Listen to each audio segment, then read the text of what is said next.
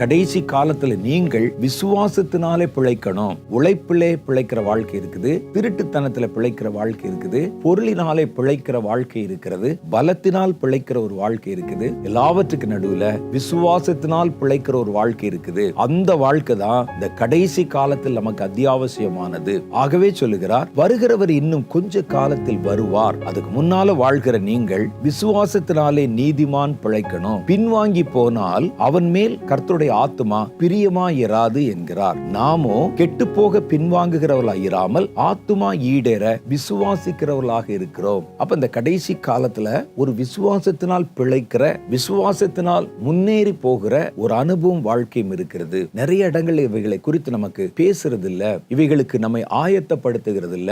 நீங்க தான் கவனமாக இருந்து கர்த்தருடைய வேதத்தை நுணுக்கமாக வாசித்து கர்த்தர் நமக்கு என்ன சொல்ல வருகிறார் என்பதை விளங்கி கொண்டு இந்த கடைசி காலத்தை நீங்கள் எதிர்கொள்ள வேண்டும்.